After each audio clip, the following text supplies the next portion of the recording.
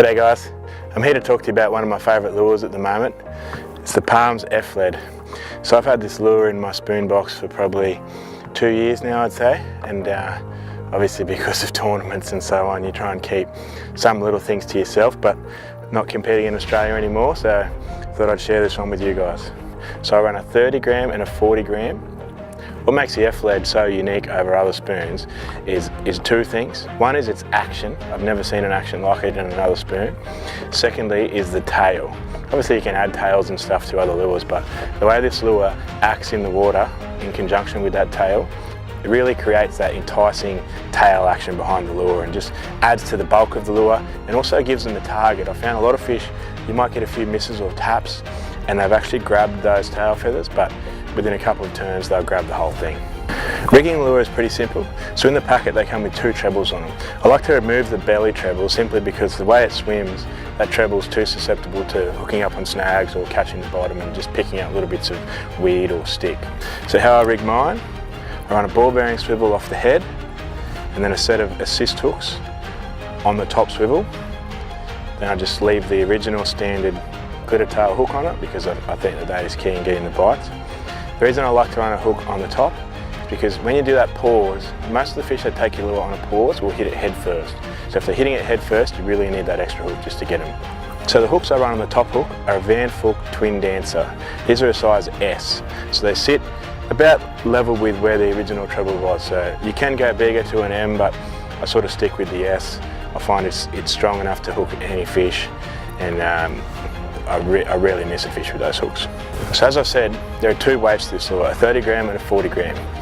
I run a 30 gram anywhere from about that 18 to 22 to 25 feet of water, and I run a 40 gram from that 25 to 35 feet of water, just so that I can maintain that straight track at the depth the fish are at without lifting the lure too much. So you need to have rods that can cast such a weight, especially when you're moving up to the 40 gram. So for the 30, I like to run my Dobbins Champion Extreme 743. I team that up with my 30 size Speed Freak. I basically run Speed Freaks for all my spoons, just for the fact that it's easier to slow down the retrieve than it is to work hard and speed it up if they want that little bit faster. With the 40 gram model, I step it up basically to a light barramundi rod. So this is a Champion 705. Similarly, I team that with my 30 Speed Freak because I like the retrieve pace. It's an excessive rod essentially for landing bass, but when you come to Queensland and they're 50 something centimetres long, over 3 kilos, you don't really feel like you're manhandling these things. There's no real tricks in how to retrieve this lure. I like to keep it pretty simple because the lure itself does most of the work. The only thing you need to keep in the back of your mind anyway while you're fishing it is the depth of the water that you want the lure to track. So if the fish are stuck hard to the bottom, it's easy. So you just cast it out, wait for it to hit the bottom. I prefer to let it hit the bottom under a tight line. That way my line is already tight to the lure and it's already cut through the water. Lure's on the bottom, just simply start just slow rolling and then pause again with a tight line. So it takes about 3 to 4 winds before all your line is perfect, and there should only be a couple of seconds between pauses before your lure touches back on the bottom.